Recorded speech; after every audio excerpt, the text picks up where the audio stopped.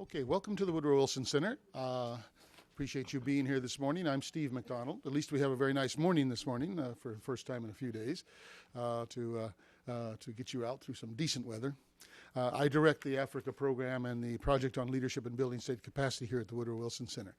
The center, of course, is the official living memorial to President Woodrow Wilson. And these kinds of discussions that we're going to be having this morning are exactly the kinds of intersections between policy and the practitioners in the field and the experts who have insights and living experience in those policy arenas that we like to encourage here at the Woodrow Wilson Center. So we're very excited about being able to do this. We're very excited about being able to partner this morning with an old friend of ours, the Partnership Against Poverty and Hunger in Africa. The first time I've had a chance to work with Michelle McNabb, the new president. I've known her predecessor for a long time and the organization for a long time. We will be having two panels this morning, as you see from your schedule, from your agenda. Before we get started, I want to say a few remarks on my own, just sort of as a scene setter. As you know, in early December, the EU Commissioner for Humanitarian and Aid Crisis Response, Kristalina Georgieva, said 7 million people were already facing shortages in Niger, Chad, Mali, Mauritania, Nigeria, and Burkina Faso, the Sahel region that we'll be addressing this morning. And an estimated 700,000 people were facing severe food insecurity. The causes are myriad. Major shortfalls in food production in many areas, climate change impact on the livelihoods of millions of people, population growth, weak governance, escalating prices of basic foods, and a drop in remittance for migrant workers returning from countries like Libya and Egypt. No country in the Sahel is anywhere near to investing the 10% of GDP in agriculture that was set under the Maputo Accords by the Africa Union in 2003. But unlike previous periods of severe drought, governments in the Sahel and the international relief agencies have been quick off the mark in acknowledging a looming food crisis.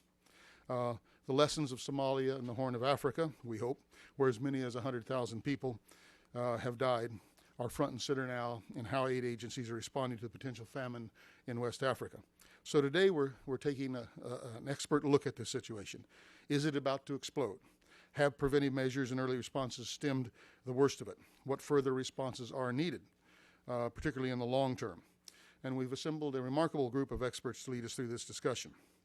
As I said, I'm pleased to co-sponsor this with the partnership. We're also co-sponsoring with FuseNet at USAID's Food for Peace office and my colleagues here at the Woodrow Wilson Center in the Environmental Change and Security Program. Now, my role will be short-lived. I'm just welcoming you here. I do want to give you a few housekeeping announcements. We are webcasting this morning, so it's going out live. When we get to the question and answer period, therefore, please, after you've been recognized to give a question or make a comment, wait for the microphone to get to you and identify yourself, or else you won't be heard on the webcast. We will have a coffee break in the middle of all of this, so you'll get a chance to go back out and get some coffee. Be brief about it. Do not bring the coffee back into the auditorium with you. Now, I'm going to introduce both of our moderators. Michelle, who I've just mentioned, of course, is going to be moderating the first panel. You have their full bios in front of you, so I won't say much. She's the president of the partnership and is a long career in food aid, food security issues in Africa. We will be having the second panel moderated by John Sewell, who is now a senior scholar here at the Wilson Center. He is a longtime expert and experienced in developmental policy, was president of the Overseas Development Council for a number of years and is widely published on those issues. I do want to say, and Michelle will probably say more about it, but Drameen Coulibaly, who is supposed to be with us on the screen over there, has not showed up yet. So we're hoping he's going to come up sometime during this first panel, and we'll keep his blank screen up there for the time being until he does. So with no further ado, let me turn it over to Michelle. Great. I need to turn this on. Can you hear me? Yeah. Good. Good morning, everyone, and welcome. It was great to see such a good response to this proposed session on West Africa, trying to understand what's going on in the Sahel. At the Partnership to Cut Hunger and Poverty in Africa, we try to put together information on what is happening within Africa with agriculture, and we realized a few months ago that we were getting very different reports on the situation in West Africa. And having worked in Africa for 15 years with Fuse, I realized that the stories were similar, yet there were some new currents coming out. We're hearing some people saying there is a crisis, there is already a crisis, and other people saying this is a cycle, we have to put things in perspective. And as we started talking to partners around town, we realized that it is a really perfect time to try to illuminate, to try to bring people who have expertise in the field together, to explain what they know is going on, explain how we're collecting information, how we're analyzing information, and then also talk about what kind of responses are most appropriate for what we understand. So we put together this panel with the Wilson Center and FuseNet to try to give various perspectives as we analyze what is causing the current problems. How do they relate to the problems that we've faced for so many years in the Sahel? Is this the same cycle that we've seen time and time again in the past? Are there different dynamics going on now that we need to understand and appreciate? So the partnership tries to present a neutral place for people to look at issues from all sides. So we're not trying to convince you that there is or is not a problem. We want you to hear from people who know. We hope that we get Draman from the field to talk about what he's seeing on the ground. But we know that we've brought in expertise here that will help answer some of those questions, give their opinions on the situation. And then we want to get to the dialogue. We want to have plenty of time for questions and answers so people can try to explore this. Again, nobody knows exactly what's going to happen in a few months' time, but it's the best thing we can do is to understand what analysis and knowledge is there, ask questions, and try to formulate the appropriate responses as we go forward. We had hoped to have the first panel focus as much as possible on the diagnosis and the current understanding, and the second panel focus more on the response that's being developed and proposed. We don't have a perfect mix of that at this stage, but we also talked about in the planning that it's hard to completely separate those two issues, because when you talk about understanding and diagnosing the situation, you also can think of some responses and ways of intervening that make sense. So it's not meant to be a finely split distinction between the two panels, but we hopefully will just be bringing different perspectives to light, different opinions to bear, and then the dialogue and Q&A will allow us to all take something out of the room that we didn't come in with. So we'll hope that Draman manages to join us during the panel, but in the meantime, we'll be flexible. We also are flexible because Mira Shakar from the World Bank's schedule changed at the last minute, so she's joining the second panel rather than the first panel and looking at the nutritional situation in more detail. So we hope that it doesn't cause a repetition between the sessions, but we will have various approaches and various opinions. So just to get started, the first panelist is John Shikatano from USAID FuseNet. And John knows West Africa very well. He's the program officer right now for FuseNet at USAID, but he's also worked in Africa for many years with a special focus on West Africa. John is, he was based in Kenya, Senegal, Rwanda, and Burundi with USAID World Relief. So John has been analyzing the situation, and with the Fuse representatives that are on the ground in West Africa, and there are many colleagues in the Fuse network, gets regular information, and will try to present us with an overview of what's going on the ground, do some general comparisons with what FuseNet is analyzing in other regions of the world to try to give us a broad perspective of how Fuse sees the situation right now. So with that, I'll turn it over to John Shikatano.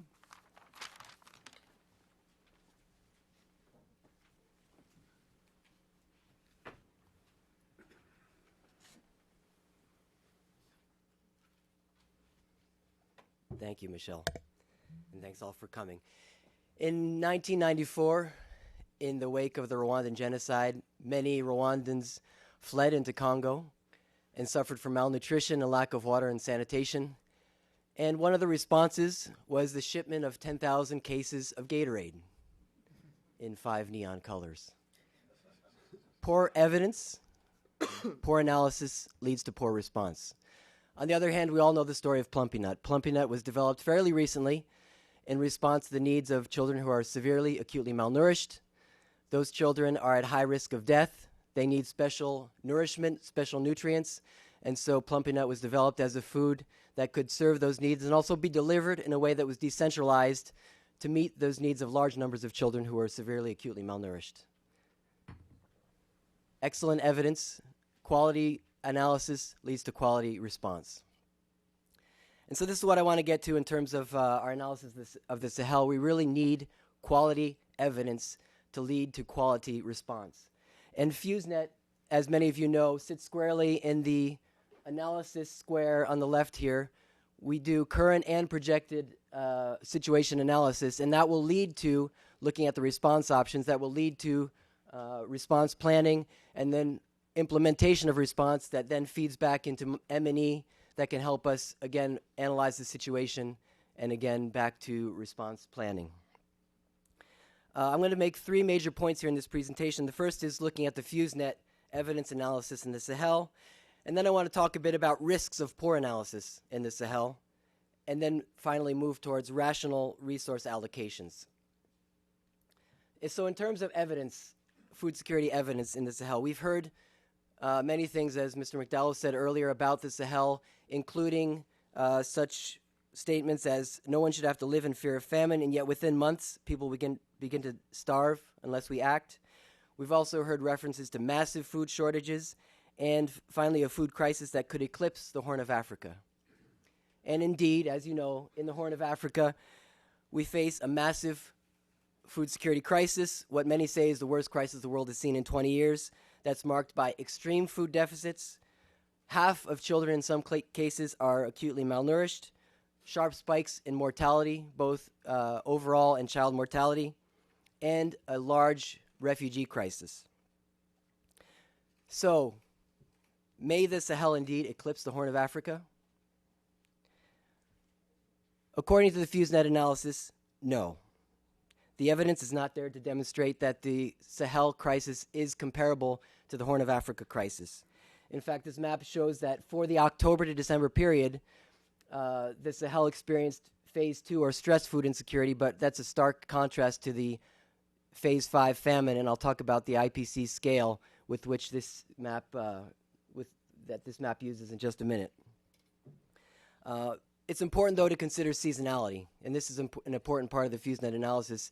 The October to December period is the post-harvest period, so harvests having just come in, even if poor in some areas, do provide some food security in that period. FuseNet is projecting crisis in the Sahel, I should be clear.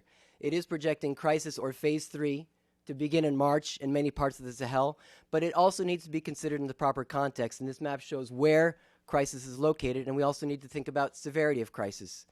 Again, I'm mentioning the IPC phase or integrated phase classification. This is a very important scale that's been developed fairly recently with great consensus from the NGO community, FAO, WFP, and other actors that helps us use common language about the severity of food insecurity. And so we talk about phase 3 being the projected outcomes for the Sahel starting in March. This is marked by some increases in malnutrition, but no marked increase in mortality, whereas in phase 4 and 5, as we're seeing in the Horn, we do see those spikes in mortality.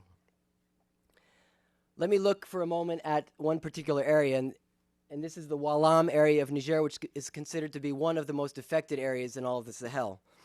Now, FuseNet uses the household economy approach, which looks at sources of food and sources of income that allow households to ensure their food security. And so in Walam, this analysis, which was done jointly by FuseNet with Save the Children, shows that there are shocks, important shocks to food production. And this is a graphic that shows on the left-hand bar the reference year, so a typical baseline of the ways that households achieve their food security.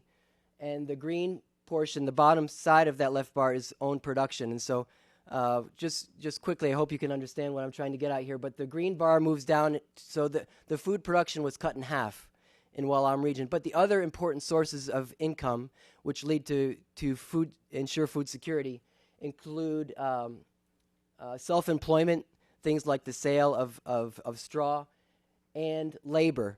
And these have not experienced shocks. And so the net result is that households in Walam are not expected to have severe shocks to their food security through the September hunger season.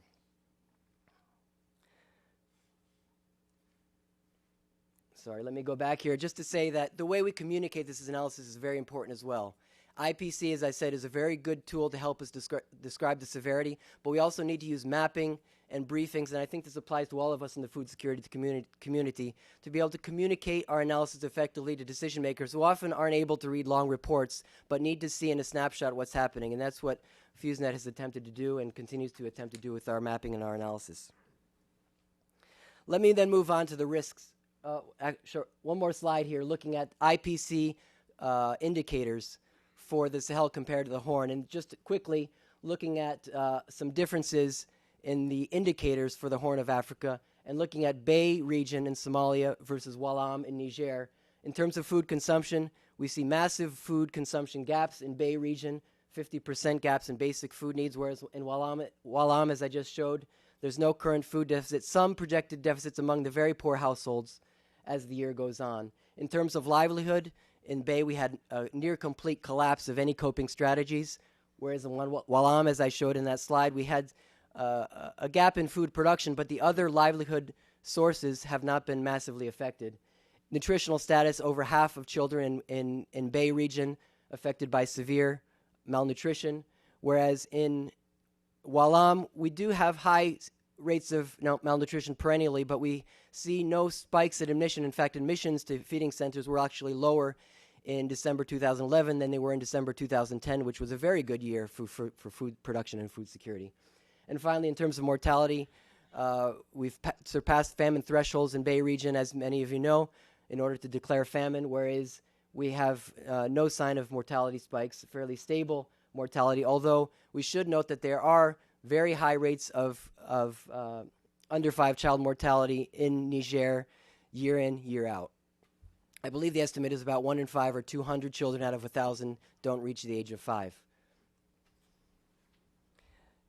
The risks of poor analysis, as I was saying earlier, aside from Gatorade, the Gatorade issue, poor analysis does have real risks.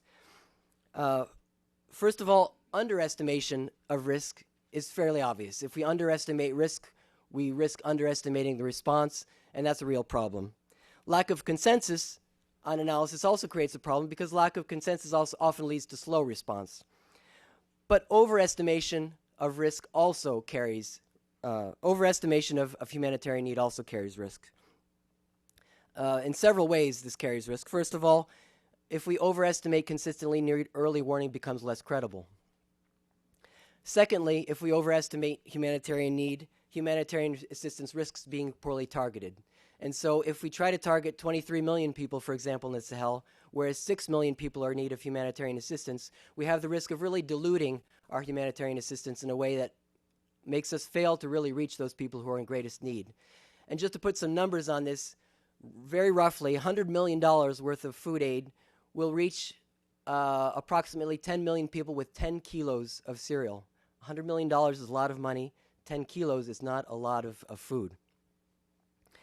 Another risk is that overestimating humanitarian need risks imbalance between humanitarian response and development response. And although we know there's not a dichotomy between the two, we do need to think about proper allocation. And finally, overestimating humanitarian need can sometimes undermine the programs that are in place, including the important programs that are led by governments. For example, I believe many of us have seen the case where emergency nutritional programs are built alongside primary health care centers and can undermine the long-term efforts of those primary health care centers. I wanted to put up this slide, which is the CAP appeal. It shows the funding to the CAP appeal in 2005 for West Africa. There are some comparisons that can be made between the crisis in 2005 and that of this year in terms of the humanitarian need in the context of longer-term need. In that crisis, we can see that the food response consisted 92% of the total funding response, according to this UN OCHA funding tracking system. Now, these data are not perfect, but I think it's notable that we had 92% of funding going to food. 1 to 2%, according to this tracking system, was for agriculture, health, and water and sanitation. And so I would ask the question then to close, how can we move towards a rational allocation of resources? I think one major point to be made is that we need to think about integration of food security and nutrition. And fortunately, within the nutrition and food security community, UNICEF, WFP, FAO are moving towards this integrated approach to food security and nutrition.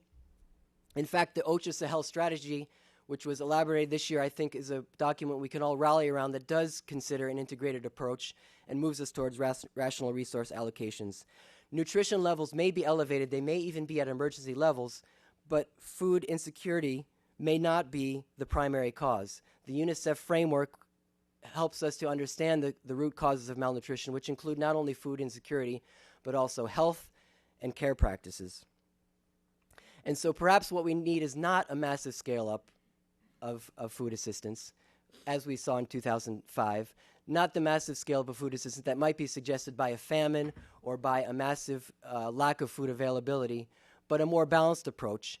And in this last slide, I ask us to consider how we might allocate resources rationally. I'm not going to throw out percentages myself, but I would invite you to think about it with your organizations and perhaps even discuss here, how can we rationally allocate resources, first between humanitarian response and more resiliency building, but also between sectors, food aid and food assistance, as we call the more broader types of food assistance besides food aid, other types of humanitarian assistance, and preventing malnutrition, improving long-term child health, and improving long-term food security, as Feed the Future is intending to do.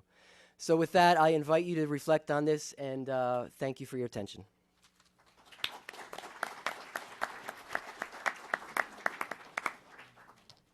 Great. Thanks so much, John. I think that was a great overview of the situation, and it's just amazing to me, having been involved with FUSE since the 1991, how this analysis has gotten so sophisticated, and the fact that there's a production shortfall in parts of the Sahel isn't leading to an automatic assumption that it's tied to a food need, that households are very diverse, and I think your understanding is very impressive of it. So thanks for that, and I don't know if we have Derman. No, sadly. It's too bad that we didn't manage the Skype connection. I think it was working yesterday, but today, for some reason, we're not able to connect to Derman, who's worked for SILS directly for many years and now is working on technical assistance through the EU to SILS. But so we won't be able to add that perspective today. We'll try to find some ways to add in some of their thoughts, and also we had the opportunity yesterday to meet the ambassador for Niger to the U.S., to Washington, who's someone I think we'll all want to engage in, and we were very disappointed that he's just come to the U.S. in December, but he worked for UNICEF for many years and for the World Bank for many years, and has a real appreciation of these issues because of his background. So I think he's someone we want to engage here in Washington because of these technological difficulties that we sometimes face in trying to connect to the region. But we are lucky enough to have John Statz here with us. Many of you know Professor Statz from Michigan State University. He has worked in West Africa for many, many years and has a deep understanding of some of the issues and how things have changed in West Africa and what are the areas that we need to focus on. John has spent 36 years, that was the count we had, working on African economic development issues, and especially on agriculture and trade. So we're very pleased to have John come and talk to us about how he sees the current situation in West Africa and how food trade is part of the equation that we need to try to understand.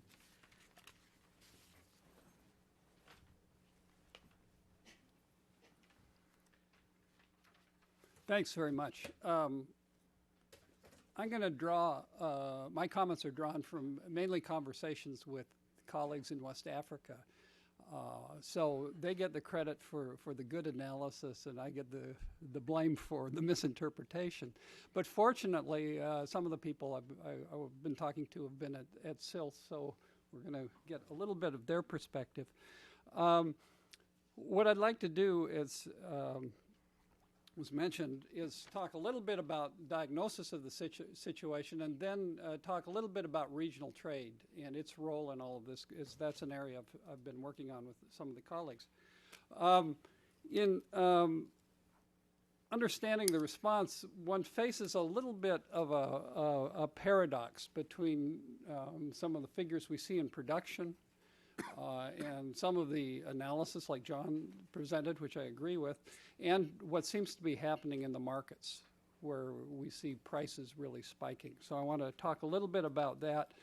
I think the underlying message is that this is not the Horn of Africa. It's not 2008, the World Food Crisis. It's not 2005 crisis in the Sahel, but 2008 and 2005 have conditioned responses even of the private actors there, and I think that's affecting how the situation is evolving.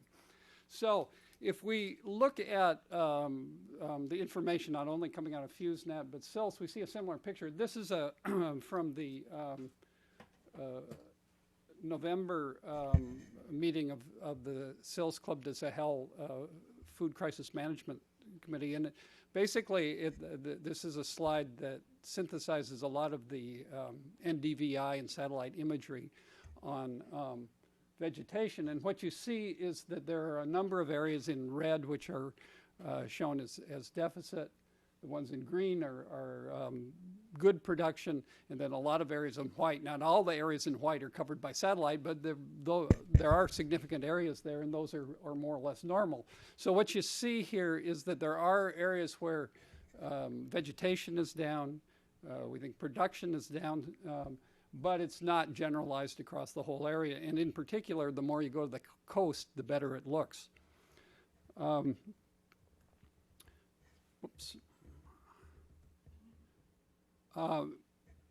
Now, if you compare this with last year, you see a whole lot more green. So the situation has changed. And if we look at production, ensemble is for all of West Africa, and Sahel's for Sahel. And this column over here shows the percentage change in production relative to last year, and then you have the percentage change relative to the average of the last 5 years. And what you see is this year in the Sahel, production is down, and in some cases for millet, for example, down 16%, or in the Sahel down 22%, for maize down 22%. So some significant reductions in production this year relative to last year. But what's striking is that for the region as a whole, for maize, production is stable. Some of the other things it's down. But if you look at production relative to the last 5 years, production's still up. So this is not a huge catastrophe. And in particular, this suggests that there are some scope for trade within the region from the areas down near the coast going up. So you have that situation, but juxtaposed on it, you have prices spiking to unprecedented levels. This shows the evolution of coarse grain, millet, sorghum, maize prices in Bamako from 2000 to last week. And what you see up here in December is that prices have peaked above the 2005 crisis and significantly above the 2008 crisis. And for rice, it's a somewhat more moderated situation, but rice prices are at historical price levels as well. Now, this is in a situation where Mali is entering presidential elections, Senegal's entering presidential elections, Burkina's having parliamentary elections. So there's a lot of concern, as there should be, we hope democracies work this way, about dealing with this crisis. So one of the questions is, what's going on? The other striking thing about the crisis this year is that the normal seasonality seems to have disappeared. This is the harvests for millet, sorghum, and maize in Mali are in November. So normally around November, October, November, you'd expect to see prices dropping. And what we see this last year is that prices just keep on going up. And so people have said, what's happened to the hungry period, which is usually May, June, July? It seems to have moved right to the harvest. And the big question is it going to continue? Are we going to have things spiking through the roof? And what does that do to economic access? What's going on? How do we explain this paradox? I think there are several factors here. One is there is some skepticism among a lot of observers about the more recent production data in the Sahel.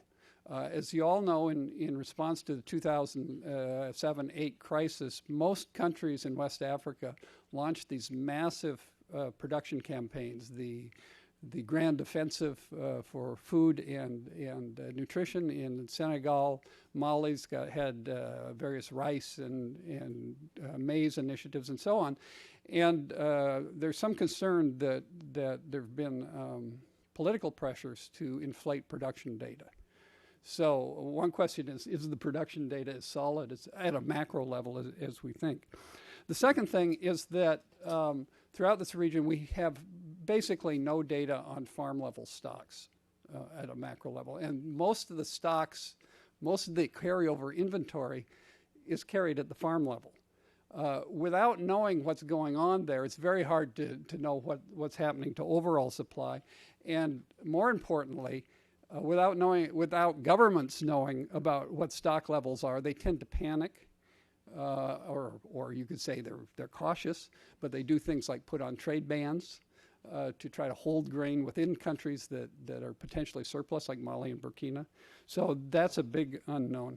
But a third thing that seems to be going on, and this is just anecdotal, talking with a number of people who follow the markets closely, is that the private response seems to have been accelerated.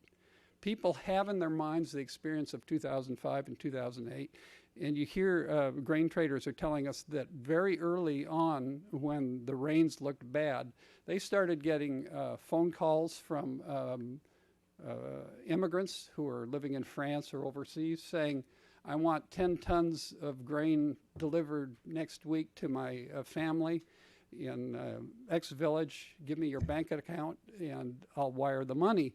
And now with cell phones and wire transfers working a whole lot better, that's happening much more than has ever happened in the past. So you had a lot of anticipatory buying, both by people from outside and people in the cities and other places who had sources of income to do that.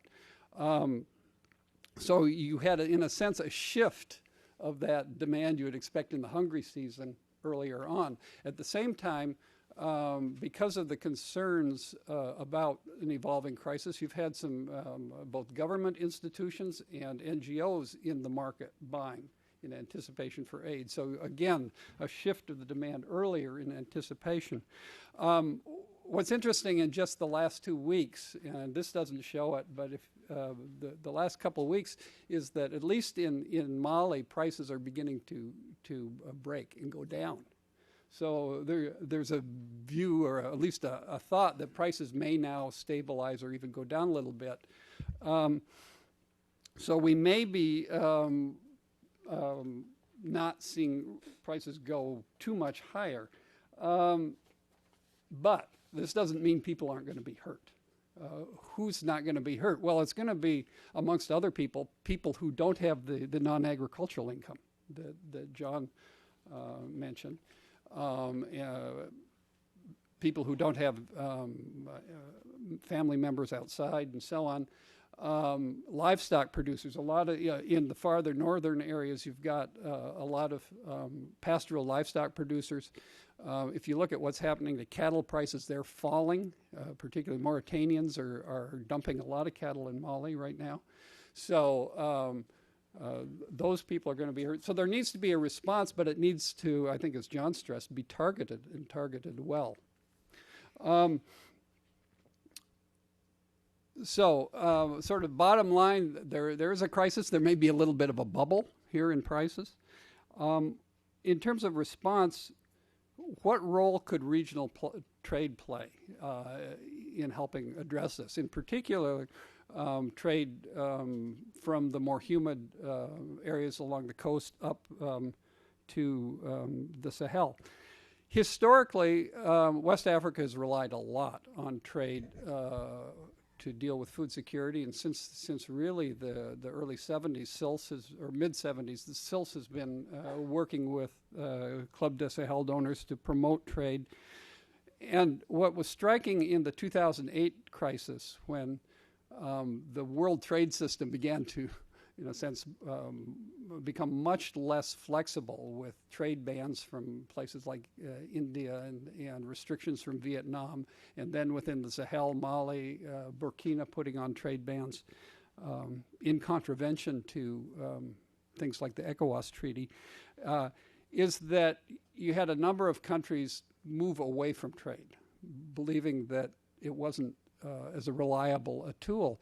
So you've had most countries starting these crash food production programs, moving more towards autarky or self-sufficiency, often at very high cost in terms of input subsidies and so on. So this movement away from trade has been a pretty costly way of trying to achieve food security. But it was driven by a couple of concerns. One, the belief that you couldn't trust markets, which may have been also reinforced by this coexisting with the financial crisis in the West, and a little skepticism when Americans and others came in and said, you ought to let markets work. And they said, yeah, that's worked well for you folks too. But also, there's a need to think about how to link trade and openness of markets with safety nets. Because no politician is going to let prices spike through the roof. We say let markets work and so on, but if you look in our country, what's the equivalent of food in terms of the political economy? It's petroleum. And guess who has a big strategic reserve of petroleum? And if prices start spiking in August before our elections, you want to take bets on if there'll be a release. So, I mean, it's the same dynamic going on. So how do you tie these two together? I think the discussions about letting markets work has to be tied with getting more market-friendly targeted safety nets. And these two discussions have tended to be separate. More recently, as part of the ECOWAS CADEP program, they have some elements in there that begin to try to address this in terms of setting up regional stocks, but not the classic regional stocks of just state-managed stocks. They're talking about a couple of elements.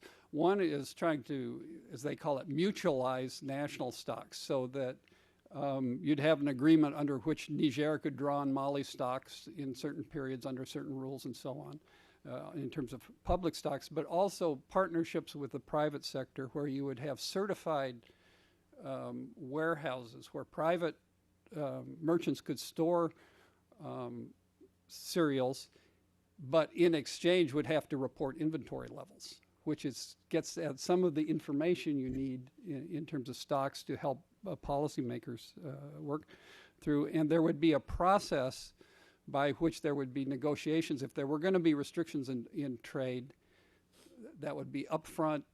There would be some rules to govern that, and it would be much more transparent. So things are moving that way. I think it's kind of a pipe dream to imagine these will all ever be managed in a way it's sort of like an independence that you see in central banks. But it's part of this issue of getting better data and better analysis to try to work this way. And given the great agroecological diversity in West Africa, there's a lot of scope to use trade more effectively. Thanks.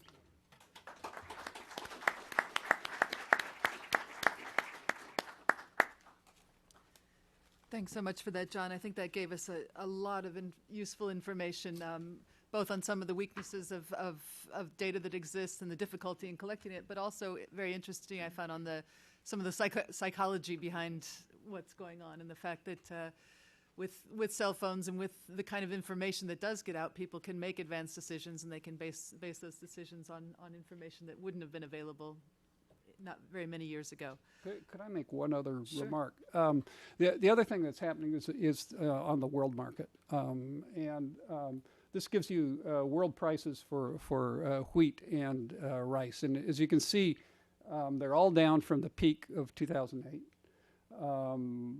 Wheat's going up a little bit, but it's still much more moderate. This is in dollar terms, but the other thing that happens in the Sahel is the CFA to dollar exchange rate. And thanks to the Greek friends, the CFA is getting weaker relative to the dollar. So even though the dollar price is going down, the CFA price is not going down as much because the CFA is getting weaker.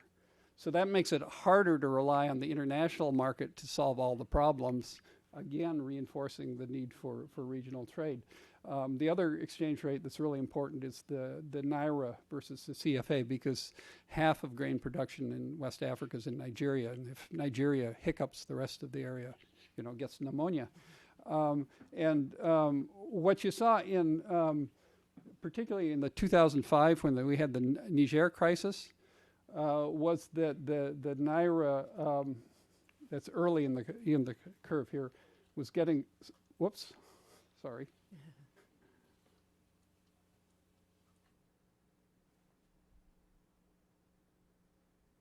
Whoops. The Naira was getting stronger, which made it easier for Nigeria to sort of pump grain out of Niger. That's reversed during 2008, so that was less of a factor. Now it's stabilizing again making Nigeria a potential buyer of grain out of the Sahel. Sorry about that. Great. No, thanks for adding that perspective in, John. Great. Let's go on. I don't think Draman, no, technology, is going to join us, but we will add his perspectives in, and thanks for bringing those perspectives from SILS and the data that they've been analyzing into the discussion, John. The last presenter on this panel, and I think we'll come back to a number of these issues in the second panel as well. The last presenter for this panel is Eric Munoz. Eric is the Senior Policy Advisor for Agriculture and Food Security at Oxfam America right now, but he recently was working with Bread for the World. And at Bread for the World, he was very heavily involved in writing their hunger reports on many issues related to food and food security. So Eric brings a large degree of understanding of some of the perspectives from the NGOs on hunger and food security. So, I'd prefer to make my remarks from the chair. I'm only half joking. I say, if I stand behind the podium, you may not be able to see me. So if there are no objections. It's nice to play sort of cleanup at this point, because I think a lot of what is one of the most important issues evolving out of the region right now have already been put on the table. So I'll make a few remarks, both about where Oxfam is seeing things evolve in the region based on the information we're getting out from partners and from our country activities there, and make a few observations too about where I think we may want to head as far as early response in terms of the resource allocation issues that John raised earlier. So let me start by saying that I think, as I was framing my comments this morning and yesterday, I think there are three context pieces that I would highlight. First of all, as John has already pointed out, the situation right now is a question mark around a crisis in what is already a chronically food insecure region of the world. So if you look at things like the global acute malnutrition rates for children, they routinely surpass emergency thresholds at the community, and often you're seeing on an average level in many large parts of the region. So this is really a crisis in the context of a chronic emergency. And I think that's important to keep in mind in terms of thinking about how we react to the situation, and also what the analysis coming out is, and how the information is parsed, essentially.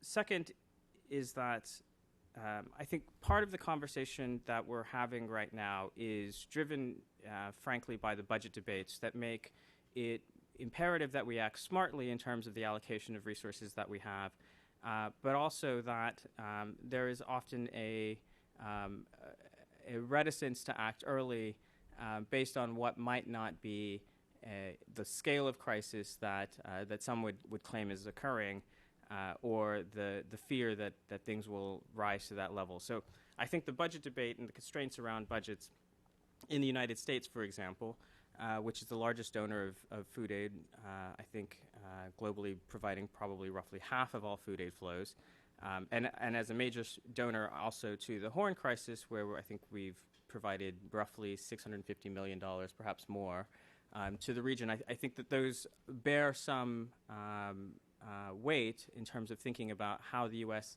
as one donor among many, engages in the West Africa region. And that's just a reality that I think the U.S. is dealing with and other regions other donors are dealing with as well. It's something that has to be taken into consideration. And finally, and particularly for Oxfam and Save the Children, and frankly for other aid organizations who have been working in the Horn, there is a bit of a precautionary approach that is maybe being adopted here in response to what was, in fact, early warnings and a bit of a late response in the Horn of Africa. So not to compare the two, as I think John has indicated that there are many differences between the two, but I just want to raise the point that we, with SAVE, just released a paper, Dangerous Delay, which looks at both the early response information that was coming from the region as well as the timing of the actual influx of aid and cash assistance into the region to deal with what was already identified late last year as being a very strong likelihood of a famine. And so I think that also has some bearing on the way in which actors in the region are responding to the current crisis and are thinking about, or the current situation, I'll say, and are thinking about what are the appropriate responses. So I think it's for all of these sort of contextual reasons that are out there that there's an ongoing effort to gather information at the regional level and in affected countries, Niger, Mali, Burkina, Mauritania, Chad, and to make sense of what the information is telling us in terms of what expected need will be over the next several months and what appropriate response should take. I think what we would propose from the findings from our recent work in the Horn around this issue is that one way of approaching the problem is to manage the risk and likelihood of acute food insecurity rather than waiting and dealing with the crisis once it develops.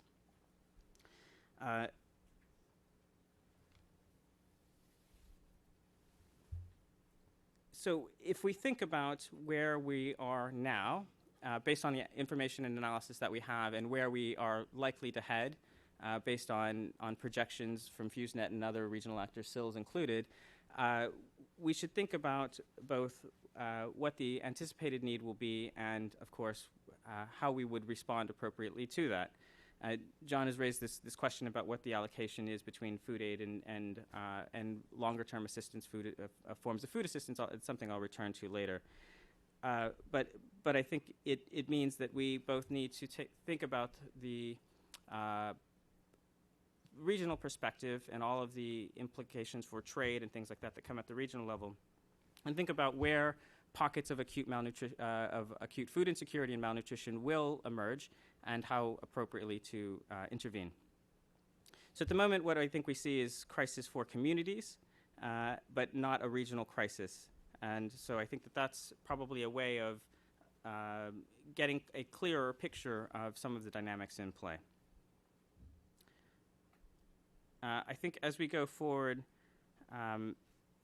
the assumption is that markets will respond by perhaps helping to move food from food deficit areas into from food surplus areas into food deficit areas, and that other coping strategies will be adopted by families, and that between all of the various strategies and other activities that impact food security, we should find ourselves in a position where most families and most communities are able to respond appropriately.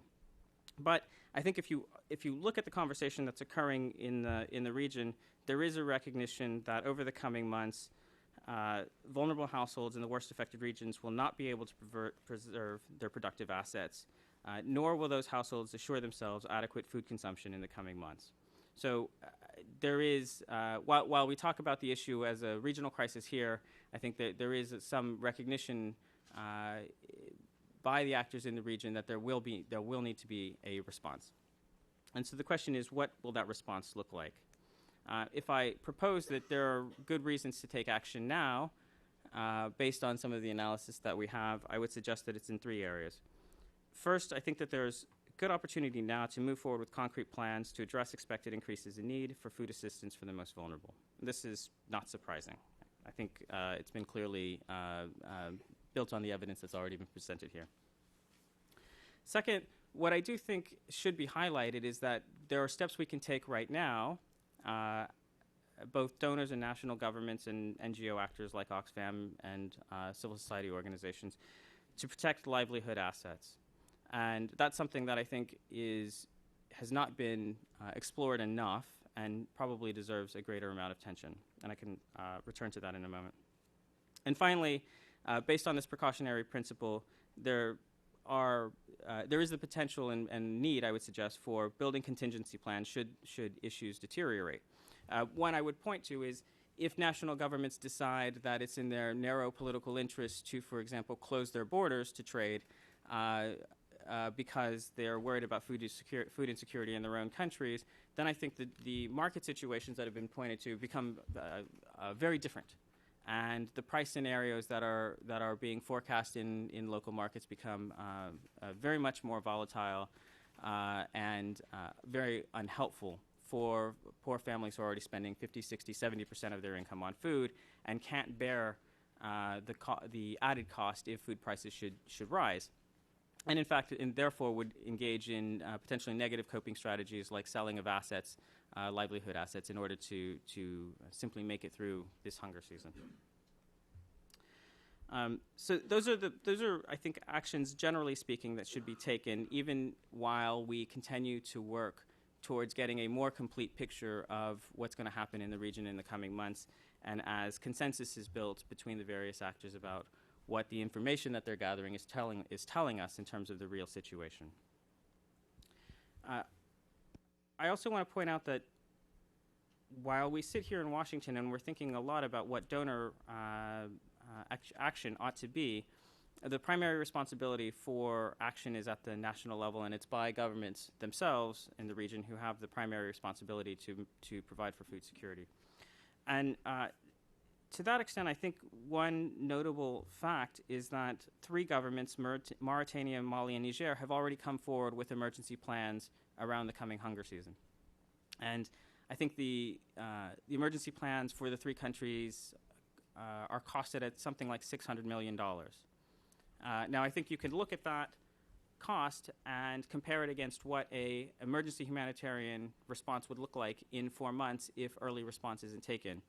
And it would potentially be much more expensive depending on, of course, the outcome from the various scenarios that have been put forward. But that is to say that we do have some indication of what the countries themselves would think would be an important response right now. And donors themselves can step up towards facilitation of implementation of those plans through assistance. I think in Chad and Burkina Faso, I think plans are also being developed, and so you are seeing governments being much more responsive to need at the moment, and there's a possibility that for action. The EU has already stepped up toward this goal, and I think hopefully we'll hear more about the U.S. response. I think there has been some current response already, but clearly more will need to be will be needed going forward. So just turning back then to the kinds of specific responses that we might anticipate and that are potentially also included in these national plans for emergency response in the coming months. I'll list a few. First, I talked a little bit about global acute malnutrition rates and chronic malnutrition in the countries. There's a clear need for preventative action around malnutrition, as well as treatment for levels of malnutrition should they emerge as a problem.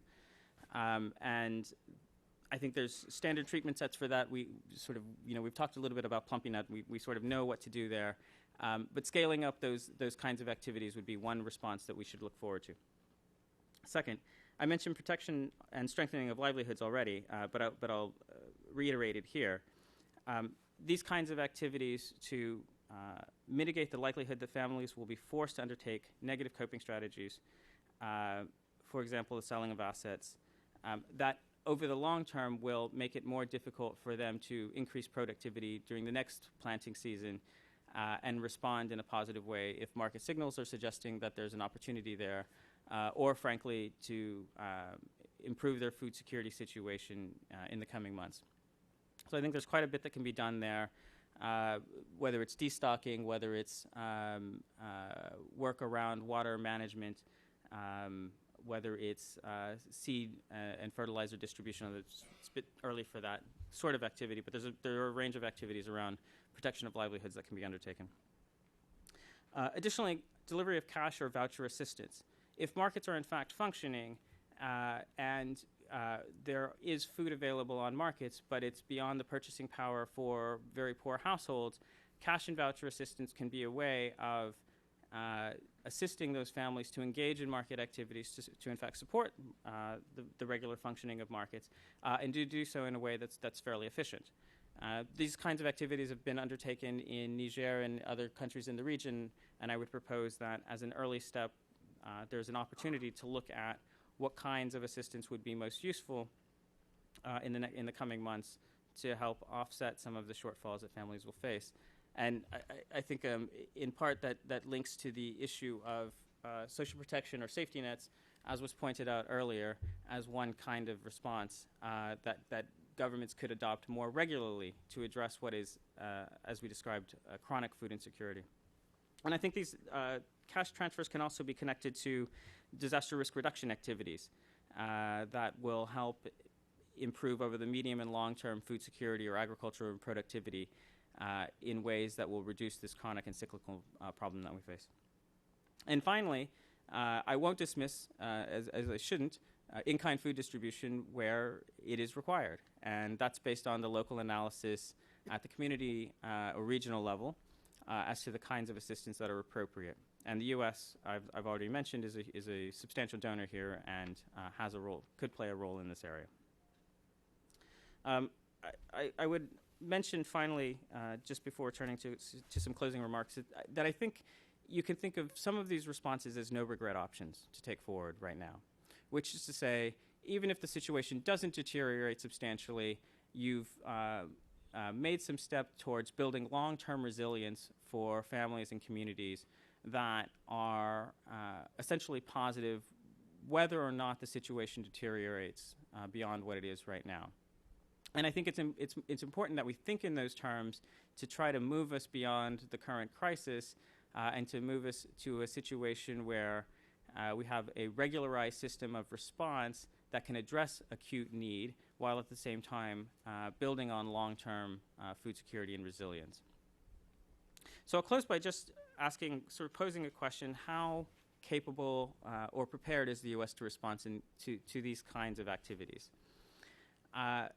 If we think about the way, well, first I would say, the way in which the sort of panel, I think, has been developed and some of the questions that have been posed are really presenting us with a dichotomy.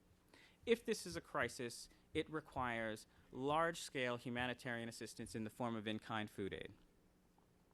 And if it's not a crisis, then there are long-term development assistance programs that need to be continue to be funded and supported in order to build resilience over the long term.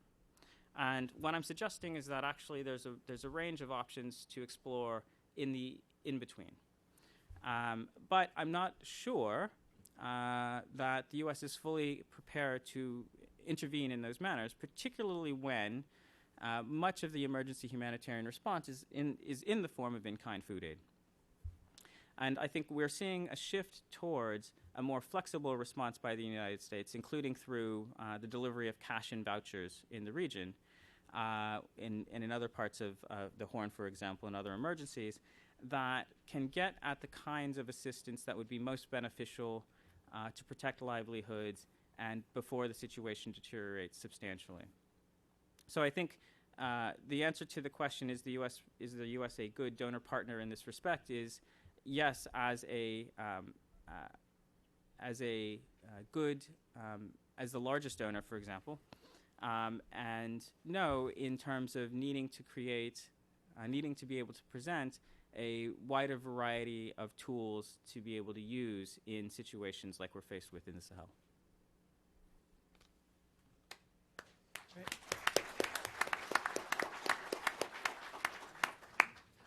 Thanks so much, Eric, for that. I think that was a great way to end it and to talk about the extremes that some people might try to portray, but the real need is to understand what those range of options are and how can we get there. We know that these crises are cyclical, and we know these problems will keep reoccurring, and safety nets and disaster risk reduction and governments taking the lead is really important parts of it, and flexibility in our response. So thanks for presenting it in that way. And also raising the idea that contingency planning is needed, because there are unpredictable things that may happen. There could be problems with some of the analysis. There are global things that can happen. There are political factors, very real political factors on the ground that might cause an alteration in our planning. So contingency planning, I think, is a very good point to raise. What I thought we could do now, still no. And we worked so hard to find someone who could articulate all these points from West Africa in English, because we didn't want to deal with translation. We had a range of options of people who could do it very well in French, but we decided that German could do it in English, so we worked very hard to establish contacts with him, but the best laid plans. But we do have someone on Australia on the phone who's probably very sleepy by now, but we'll get to that for the next session. So let's have a few questions. What I was going to suggest is that each person in the audience introduce themselves and then ask their question. You can ask to a specific panelist, but I wanted to let them all respond to a series of 2 or 3 questions, because I'm sure they'll have various perspectives on it, and they may also want to comment on some of the issues that were presented by the other panelists as well. So let's do a couple questions from the audience, and then I don't know if there's anyone on Skype that's going to be asking questions or on the webinar, so someone can let me know if that's the case, but I see there's plenty here. Start here in the front. Greg Simpkins from the House Subcommittee on Africa, Global Health and Human Rights. You mentioned malnutrition and prevention strategies, and I wonder, to what extent have we looked at traditions for the kind of crops that families grow and the kind of foods they eat, and how that might be altered, and how this will affect markets, because it seems that poor people, as in the Sahel, who are perpetually poor, grow certain kinds of foods, and they may be filling but not necessarily meet all the nutritional requirements. So have we looked at it, and how might we be able to change it effectively? Thanks, Greg. Here in the center.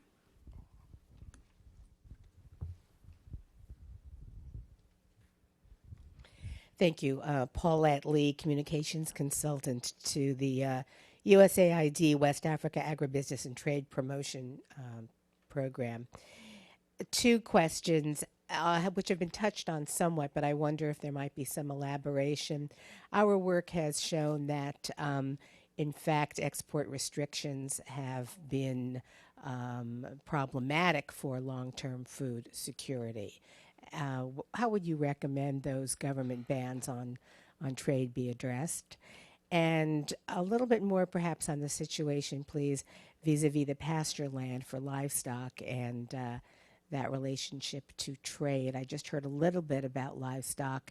The Nigerian livestock minister was just recently in the coastal countries, met with our project in Ghana to talk about some trade issues there, so that would be helpful if you could address that. Thank you. Great. Thanks, Paulette. Another question over here? Hi, this is Ian McNairn with the Best Project at FinTrack. I think the panel probably knows, just in the last few days, Boko Haram bombed a number of sites at Kano, and Douanou is one of the largest markets outside of Kano in sub-Saharan Africa. I was wondering if the panel could make some predictions on what they see happening for trade between Niger and Nigeria, and also more regionally. Thanks. Thanks, Ian. Let the panel comment. We'll just go down from John Chicatano down on those questions, and then we'll take some more from the audience. Just respond as you feel. Sure. Can you hear me? On the first question regarding malnutrition, absolutely, this is a very big issue. What you're getting at is dietary diversity. And as I mentioned in one of my slides, I think it's very important that we link the food security and the nutritional issues, and this is happening. I know that USAID is investing in dietary diversity. Feed the Future is looking carefully at value chains, not just for things like maize and rice, but other crops like beans, peanut, and sesame that will help improve dietary diversity. So we need to do better. I think we're all in agreement that we need to, and we are making efforts as an international community to link food security and nutrition, but also look at these value chains, look at these products that can help improve child health and nutrition, and then reinforce the value chains, but also on the consumption side, help improve the care practices of mothers so that children are consuming these foods. In response to the second question regarding export restrictions, these are both formal and informal. The formal ones are maybe easier to see and to deal with through government bodies or bodies like SILS or ECOWAS. The informal ones are a bit tougher because they occur all the time. They're often in the form of informal taxes that they're not blockages, but they make it more costly to import and export cereals. And I think we need to work with also the regional bodies like SILS and ECOWAS to help reduce those costs. I know there have been U.S. government efforts. I believe the Karana project is looking at the costs of trade, and with the end goal of helping reduce these costs of trade so that there is free flow of foods, because there will always be deficits in certain countries, surpluses in others, and we need to, one of the most effective things we can do is to help ensure that food flows. In terms of the pasture and livestock, absolutely, we need to understand livelihoods, and that's one of the reasons why FuseNet focuses on the livelihoods or the household economy approach. Ensuring movement, again, in terms of livestock. Pastoralists are mobile. They move from areas of low biomass to high biomass, and conflict, of course, is one thing that prevents that. But how can we help ensure that these livelihoods are strong? How can we help facilitate trade? This is another area where Feed the Future is investing in ensuring that that trade profits by households that are engaged in pastoral livelihoods are maximized. Another aspect of the pastoral concerns is what are the most effective responses? Again, we need to optimize our responses, not just do the right responses. You know, we have a list of 10 different, but how do we maximize? How do we, like the private sector would consider, how do you maximize the profit on their dollar? We need to consider how we maximize the benefit or the impact of our assistance dollar. And so in the pastoral area, one way that we can maximize, I believe, I see Julia March in the audience, who's my instructor on one of these issues, but animal health concerns are one of the best ways that we can help address the emergency needs of pastoralists. Finally, on the last question, yes, this is very important. The trade between Nigeria, maybe I should let John Stotts address this question because he understands perhaps better than I the dynamics of trade, but FuseNet is looking very carefully at trade between Nigeria and Niger and the rest of the region. It's something we need to track very carefully. There are signs that there could be disruptions. Prior to this attack, I think we were more concerned actually about the trade from Nigeria into Chad, but certainly something that needs to be watched very, very closely because, as we saw in 2005, impeded trade between Nigeria and other countries in the Sahel can have serious shocks on the Sahel region. Thanks, John. Thanks. On the first question from Mr. Simpkins, one of the things I think we sometimes forget is how well or how fast agriculture has had to run in the region just to stay in place. If you look at, if you believe the food balance sheets from the FAO, and you look at them from 1980 to today, what you see is that in Burkina and Mali, a number of these countries, per capita calorie availability has gone up by about 25%, and protein availability has gone up significantly as well. But you don't see as much increase in dietary diversity, a little bit in fruits and vegetables, but essentially people have defended their calories. Now there have these systems are dynamic. One of the things that's happening in the Sahel is the spread of cassava, which is a very cheap source of calories. Now, it doesn't have a lot of other micronutrients unless you eat the leaves along with it. So, again, work to try to get diversity is important, but there's also a big economic issue. Your comment reminded me of a statement made just 2 days ago by the president of Mali, encouraging Malians to diversify their diet away from cereals. And there was a commentator who said, "Is this guy crazy? Has he looked at the price of potatoes relative to cereals? And if you got a family of 10 to feed, you can't do it on potatoes." So it's an important issue, but for the time being, the cheapest source of calories are the starchy staples. And until you get other revenues up, as you're beginning to see in the cities, there's been a big diversification towards fruits and vegetables. As incomes go up, people want to do that. It'll come along. In terms of export restrictions, absolutely. What happens, as John mentioned, is that bribes go up. We did some work on the Senegal-Mali border in 2008 when there was a unofficial border closure, and what we saw was actually the volume of trade increased, but the cost of moving a truck in terms of bribes went up by a function of 8. So what the protection is doing is protecting the people who can extract those bribes. Now, how to deal with that? We've had some success in USAID has supported this between Mali and Senegal, and the Hewlett Foundation supported this between Guinea and Mali, and putting together what are called border conferences, where you bring together all the stakeholders from both at the higher governmental level down to the traders and the people who are actually enforcing the rules at the local border. And it turns out there's a lot of misunderstanding about the rules on both sides, amongst private trade and the border agents. But part of this is also helping trader organizations and trucker organizations to get organized, and to get organized sub-regionally, so that in a sense you've got a union steward who can speak with some authority and put some political pressure on it, because these arguments have been going on ever since I've been working in West Africa, and it seems to be the same story over and over again. But what's different, beginning to be different now, is the increasing organization of private sector to be a sort of a counterweight on that. In terms of the livestock trade, I think in the current period we're going to see a lot of destocking from the north, and so how can you do that in a way that doesn't lead to a collapse of livestock prices? If these animals are going to be shipped down towards the coast, I think thinking not only about food aid for people, but in a sense food aid for livestock forage and that kind of stuff, to have sort of a buffer zone where you can hold some of these animals, maybe maintain their weights a little bit and moderate the flow to the market will be important, because otherwise you're going to have a big glut all at once.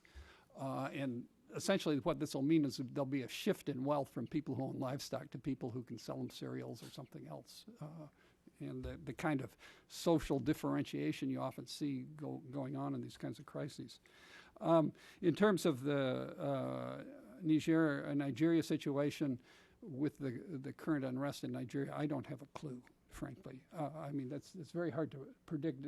As you say, that's really a crucial relationship. We saw in 2005 how if Nigeria takes a position, for example, to ban imports from outside the country of maize to help promote the maize industry internally, you boost up the price in Nigeria, and essentially the chickens in Lagos are outbidding the hungry kids in Niger for grain. And so what Nigeria does is a real important thing, and this is a real monkey wrench with if the civil disruption increases there. So that's something that really merits being watched. Just 2 responses. One on the issue of dietary diversity. I think it's 2 points to make, I think, or around traditional crops, for example. There's a move, of course, to increase milled fortified foods. That's something that's being supported through various donor efforts, including, I think, through Feed the Future, for example. And that's important for at least increasing the micronutrient content of staple milled cereals for markets and for populations that are able to purchase those. So that's one way in which you're making a country-level approach or a market-based approach to address some of these issues. And I think there are other groups that are working on this kind of approach as well. One cautionary note on this, I think, is that there is also a movement towards the production of ready-to-use supplementary foods, for example, plumpy doughs, things like that. And that has the potential of being a unique market intervention, building a new commodity, basically, or a new product that can be useful to households. Of course, you have to teach caregivers in the household how to use this appropriately, and I think that raises legitimate questions about how you are changing the food system and the movement away from traditional foods, for example, to address malnutrition. So I think that's an issue. It's an interesting sort of theoretical exercise to go through how this affects local food systems and what it means.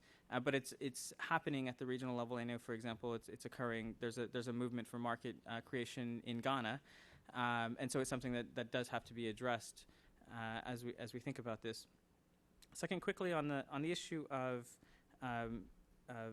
Nigeria, as I understand it, the civil unrest, of course, has been escalating for some time now, and the dynamics that have been going on have been in place for a little bit. So you see some of the market impacts, to the extent that they're occurring, are more long term. But of course, this is a punctuated moment on what's been happening for at least a couple of weeks, if not a month or more now. And so I think it has the potential for being a real problem in Niger, and it's something, of course, to watch carefully. But just to note that this is the sort of the latest installment of what's been ongoing for a while. Great. Thanks, Eric, and thanks for those questions. We'll have one more short round and then take a quick break. We had Draman on the line for just an instant, but lost him again. So I guess we officially will give up. But who knows? If he joins the next panel, we might try to feed him in for a minute or two. And I wanted to say, in response to the nutrition dialogue, is that Mira Shakar will be here for the second panel and will specifically be addressing the nutrition security issues. So we can come back to the nutrition side after Mira's presentation. It might spark some more discussion about that. Back here in the back, the corner. My name is David Shear. I'm the former USAID director for the Sahel and West Africa some time ago, currently a senior consultant to strategic partnerships. A question and a comment. The question is to Eric Munoz, and that is what kind of analysis has been conducted on the rather large emergency programs that have been put forward by Mali, Mauritania, and Niger. The second is a comment on the utilization of cassava. The new cassavas developed by IITA over the last 5 to 10 years lend themselves to a much higher rate of protein and are much more nutritious than the old traditional kinds. In addition, the new cassavas have the benefit of having commercial uses as well by small farmers in the utilization for livestock feed, including poultry, as well as for larger producers requiring perhaps only a hectare for commercial and industrial uses. So cassava really is a very different kind of agricultural critter than we're used to observing. Thank you. Down here. My name is Jeremy Kneindeck with Mercy Corps. A question on comparing the severity of the current situation to the past 5 years. Professor Statz, you put up a slide looking at the 5-year average. I'm wondering how fair a comparison that is in terms of the severity of the crisis, given that we had at least, there was one serious crisis during that 5-year period. Is there any prospect for, or are we seeing a situation sort of like we've seen in the Horn, where multiple repeated crises over 2 to 3 year periods continually degrade people's coping capacity to a point where they're so vulnerable that lesser shocks can have greater impact than they would normally have? Boy, there's a lot of questions. I'm worrying about the time already. Here in the middle, please. Yes.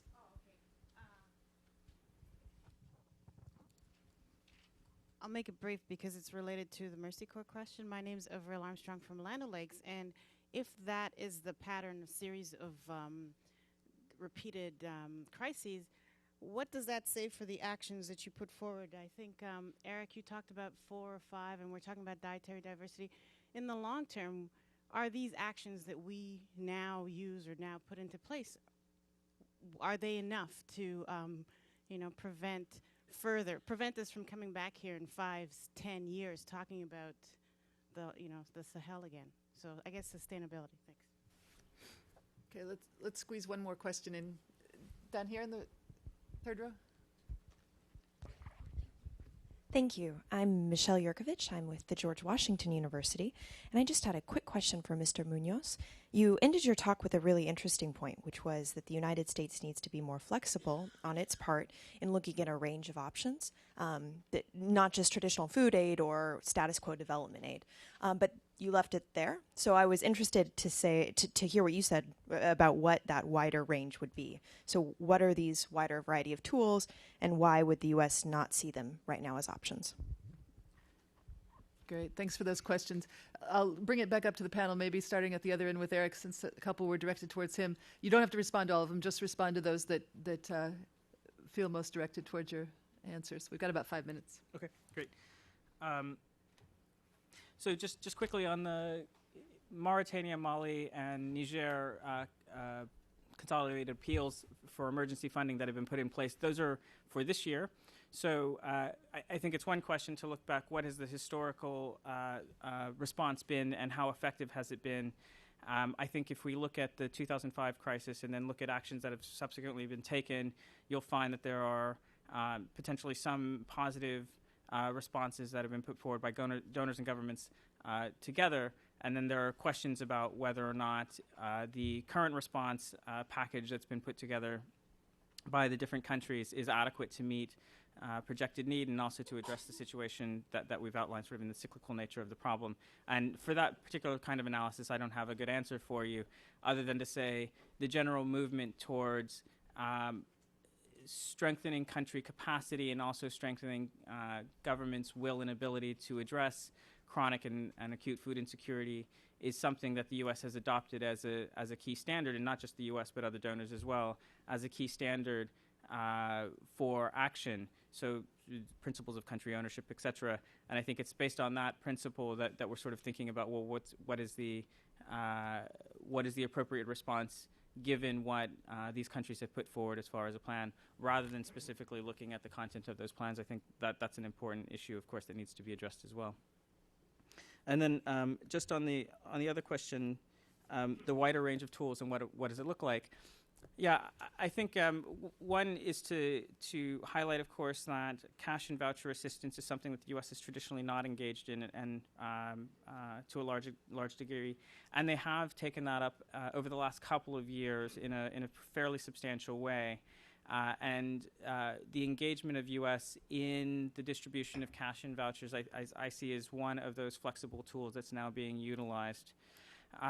In addition to that, I think you have to look at the long-term trend for agriculture development assistance generally in the U.S. and across donors, and look where in the U.S. funding for agriculture, for rural development, for food security has come traditionally. And that is really out of the pot of money that is for food aid. And so as we look at the trend, the increasing trend for agriculture development assistance increasing from the U.S. and from other donors, we are seeing that USAID now has a bigger pot of money and therefore a broader set of options as far as how to address problems like we're facing here. Great, thanks, sir. John Satz? David Shear's point on cassava is well taken. Thanks. That's an important point. On this question of whether we're seeing kind of a downward cycle, I think it's important to distinguish between aggregate production and production of those who are most vulnerable. What we've really seen in a lot of this region in the last couple of years, last few years, is with increasing agricultural prices, you've got a lot of new actors coming into agriculture or expanding production. So you're seeing, in a sense, more diversification or more bifurcation in terms of farm size and so on. So we did have one bad year in that 5 years, but that's kind of the average for the Sahel. So I think the 5-year average is okay. But the other point about people being vulnerable, You've got continued very heavy demographic pressure on the land, and in some areas, farm size of those families becoming much smaller. So the question of diversification of income sources also becomes important, and how do you link that to a dynamic agriculture so they have both agricultural and non-agricultural incomes? I think that's important, and worrying about maintaining assets for these smaller people are important. But I think we need to distinguish between aggregate production and production of those who are most vulnerable. Thanks, John. John? Yeah, I'd like to first just touch on the U.S. flexible range of options. I believe that'll be dealt with in part in the second panel, but one thing that I can say is that resilience building is a large part of what we're doing in the Horn, and it will be a large part of what we're doing in the Sahel. I think USAID has made some deliberate efforts to do joint planning between the humanitarian side and the development side, and to help bridge those gaps between relief and development. Then to touch on the two related questions about the multiple repeated crises, but also how to prevent this from happening again. I want to go back to my statement about, first of all, understanding the nature of crises and the nature of need, not just on the food production side, but on the health side, on the care side, on the water and sanitation side. We need to start with that, and I think we do have fairly good analysis of need over the past 5 years or more. But then how we get to the nature of response. In 2005, going back to that slide, I don't think we had very rational resource allocation. And we need to, as the international community, look more carefully at how we allocate those resources, how we spread them out across the various range of options, not just, again, sort of ticking off the list of the different options that are there, but how we allocate resources most rationally to address the problem. We need to do better than we did in 2005. And so I, again, go back to that table that I made. How can we reflect upon and allocate those resources most rationally so that we can prevent these crises from occurring over and over? Probably not in 1 year we're going to solve this problem, but over the next 5 or 10 years, how we can begin to chip away at this long-standing problem that exists in the Sahel. Great. Thank you very much, John. This is a moderator's dream to have such great panelists making clear presentations and to ask for questions and have hands everywhere that can only respond to some of them. So despite the technological hitches, this has been a great session. I know there's panelists coming up in the next session that are going to add to the discussion. So sorry I didn't get to a lot of the questions that are out there. We just want to take a very quick coffee break and try to start the next session at 10:45. So we'll just do a quick change. Coffee's there. Coffee will be there afterwards as well. So please try to come back promptly. Thank you, panel.